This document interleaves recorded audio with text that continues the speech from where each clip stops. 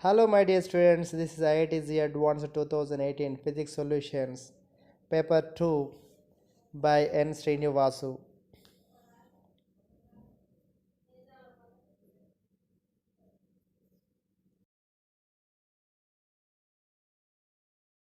This is question number 1. A particle of mass m is initially at rest at the origin.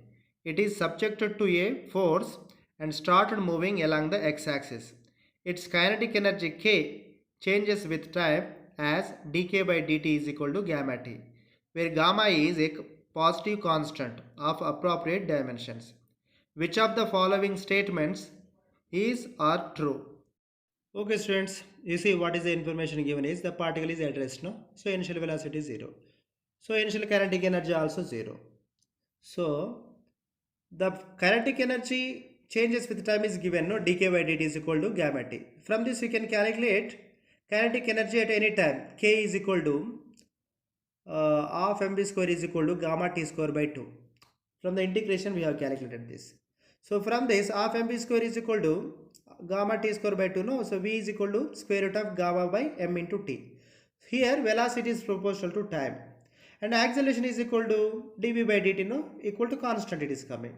The force is equal to m into a also constant. So f is equal to constant.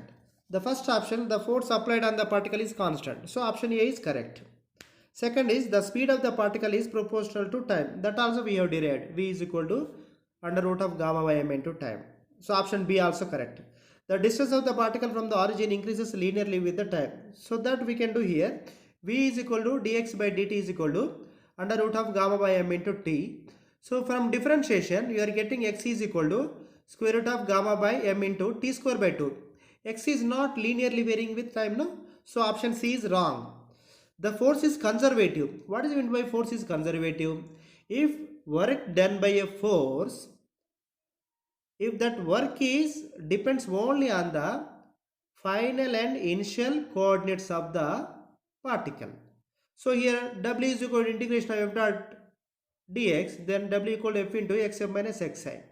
So it depends on only final and initial coordinates. Hence force is conservative. So option D also correct. Okay, this is question number 2. Consider a thin square plate floating on a viscous liquid in a large tank.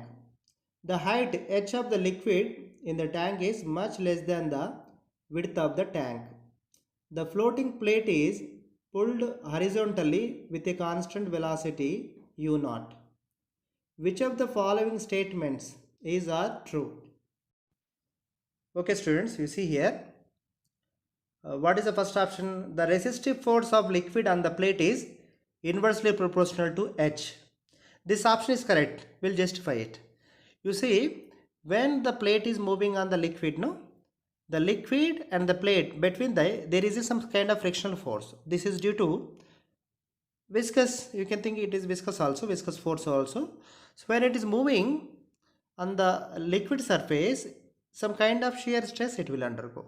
Shear stress means tangential force divided by the surface area. So from this figure you see some portion of the liquid, it is undergoing some kind of shear stress, no? Del x is there, this is h. H is the height of the liquid in the tank. So S is equal to F by A divided by del x by h. F is the tangential force that is due to the plate is moving, no, with initial velocity u0. So that is tangential force only. So from this you are getting F is inversely proportional to H. So option A is correct. What is option B? The resistive force of the liquid on the plate is independent of area of the plate. So this is the wrong option. Actually the resistive force it is proportional to area. We know the formula for the viscous. F is equal to minus eta into surface area into dv by dz. So it in fact depends on surface area. So option B is wrong. So what is option C? The tangential stress on the floor of the tank increases with u0. Here when u0 is increasing, the tangential force also increases. When tangential force increases, tangential stress also increases. So option C is correct. What is option D?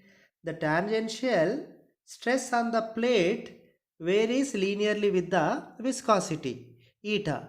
This is quite obvious. It depends on formula only.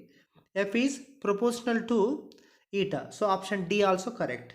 So option A, option C and option D are correct for this problem. Dear students, if you feel this video is most useful for you, please like it, share it and subscribe it. Thank you.